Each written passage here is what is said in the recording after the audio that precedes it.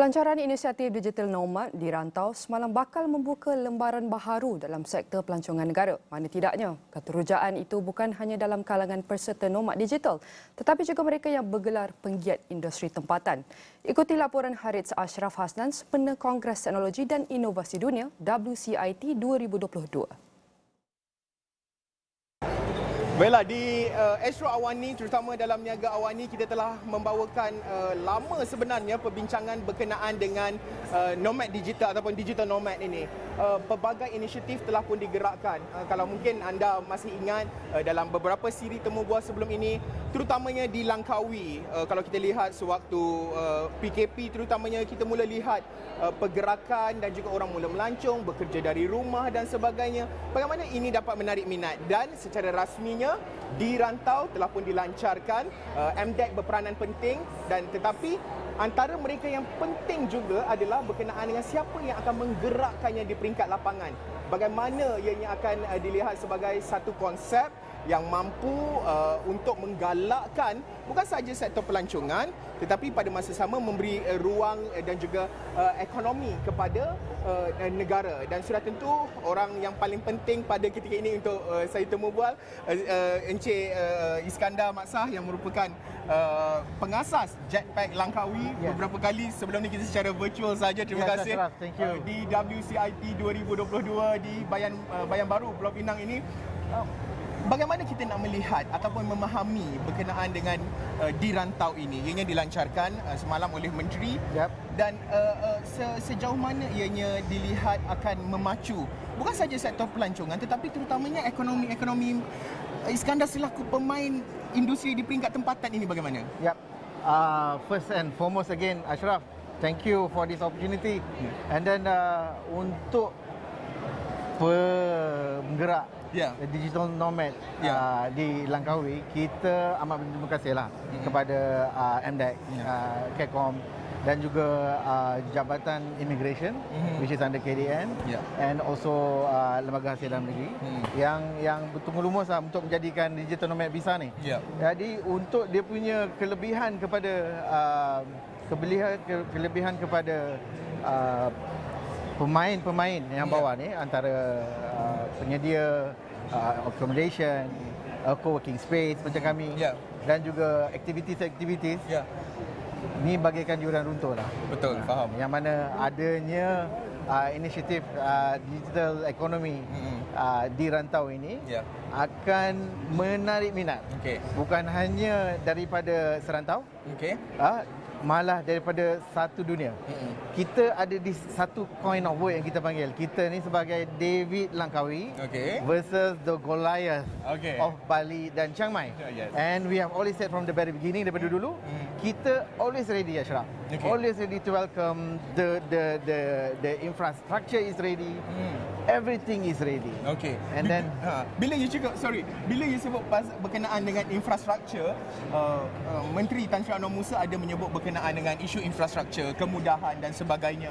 Mengambil contoh beliau ke Sipadan dan juga ke Sabah, ada kawasan-kawasan yang mempunyai tarikan pelancong yang menarik tetapi tak ada infrastruktur. Tetapi Langkawi berbeza di sini. 5G telah pun dilancarkan di Langkawi.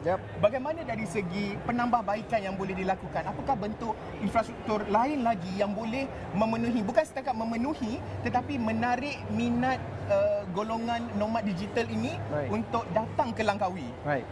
Kemudahan yang diberikan untuk di rantau ni adalah nomad visa yang akan membenarkan dia orang untuk stay dan bekerja daripada di Langkawi dan juga lokasi-lokasi lain selama setahun. That means dia boleh datang as and when dia sukalah, macam tu.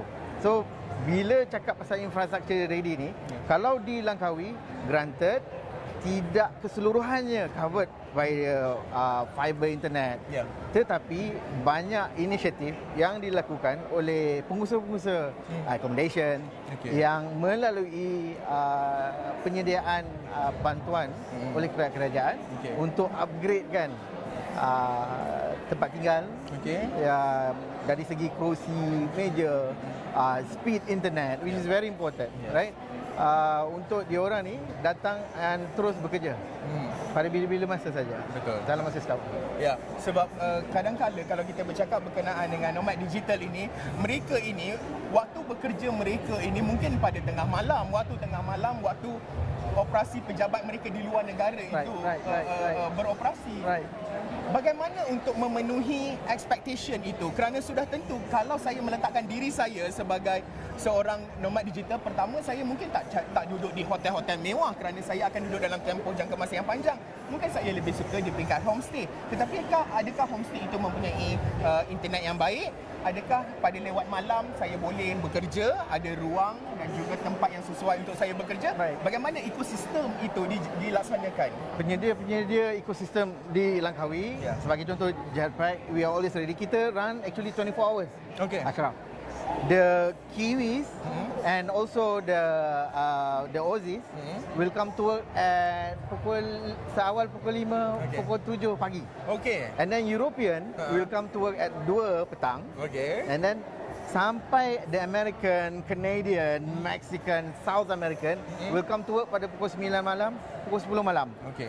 90% dari pekerja yang bekerja daripada malam ni sampai ke pagi, yang ambil maksudnya daylight season bergantung on that.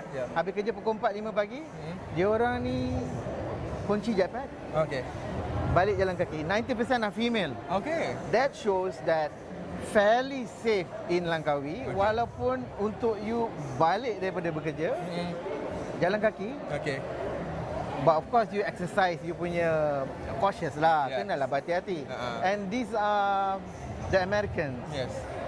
The European, they're very straightforward in telling you, if I'm not happy, I'm not happy. But Langkawi has a lot to offer. We didn't know that there's a lot to offer. And we at Jetpack, as a ecosystem player for digital nomad, always welcoming everyone to Langkawi. Complement each other sudah tentu banyak ruang dan juga peluang yang perlu diteroka. Banyak lagi cabaran-cabaran yang perlu diatasi, dan dalam proses apabila di rantau ini bermulanya secara rasminya semalam, sudah tentu kita ingin melihat bagaimana program ataupun projek berkenaan dengan di rantau ini dapat memberi impak kepada kehidupan rakyat, terutamanya bagaimana mereka yang merupakan bergelar penggiat industri ini dapat kembali memacu ekonomi mereka. Dan sudah tentu banyak lagi laporan menarik akan saya bawakan dalam sempena dengan WCIT 2022 ini. Sekian laporan Haris Ashraf Hasnan untuk Niaga Awani.